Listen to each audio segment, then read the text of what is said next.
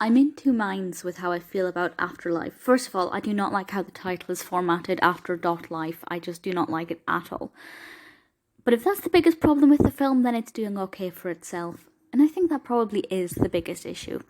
There are certain things about the narrative that I wasn't a fan of that I will discuss, but I won't go into any detail that will spoil anything. Because there are some twists in this that were pretty decent.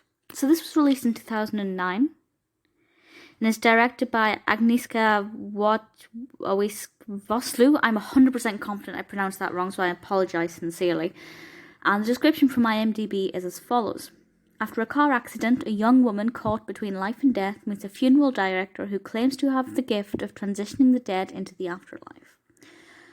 Now that description is different to the one that was on Amazon Prime, which suggested that there was something peculiar about the funeral director that made him sound more sinister.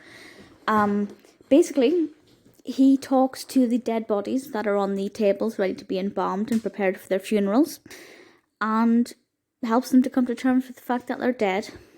Or are they dead? That's a little bit of a question, but I think it's apparently obvious from the get-go that they are, so that's not the mystery. In fact, there's no real mystery here at all, and I think that's maybe the problem. It's basically just an hour and 40 minutes of Christina Ricci's character, Anna, trying to come to terms with the fact that she's on a mortuary table. And that's basically all that happens. There's nothing very intimidating about this. There's nothing very exciting. There's nothing about it that made me think, is that real? Is that real? I'd made up my mind straight away what was happening. And I did spend a lot of time thinking, well, maybe there's something really weird about the funeral director, Eliot, who's played by Liam Neeson. And he does have a slight air of sinister about him, but nothing that made me concerned or scared. The film isn't scary, it's not nail-biting, but I did like the couple of twists that appeared because it kept things going. So I'll be honest, the narrative actually really lets itself down a lot. There's nothing going for the narrative itself. Now that I talk about it out loud, I can see that really the narrative is exceptionally poorly executed. However, it's worth the build-up for the twist. There is a twist, and it's a small twist. It's not a massive one. But I did like it, and I didn't see it coming, so that was a nice, pleasant surprise. What makes this film pretty enjoyable, though, is the visual quality. The makeup is astounding. It looks incredible.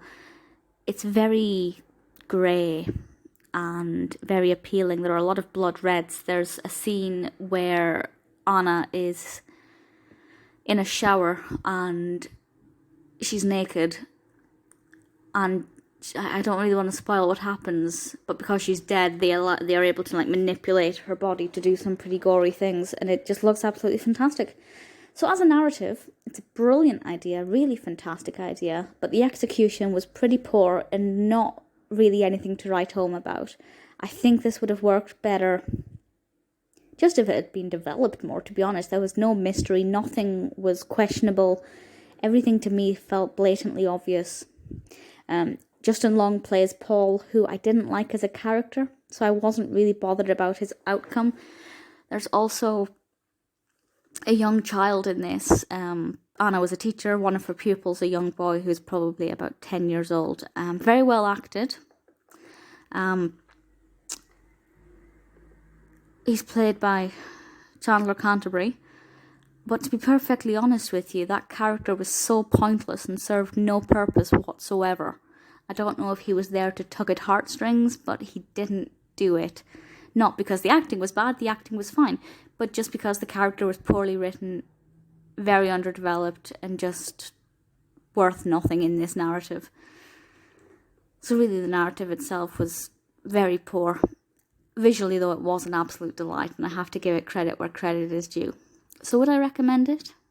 I'd say it's a good film to watch when you're in the mood for something dark, but where you're quite tired and haven't really got the mental energy to focus on something intricate that requires a lot of attention that needs to be kind of unravelled as you watch it. It's a very easy watch.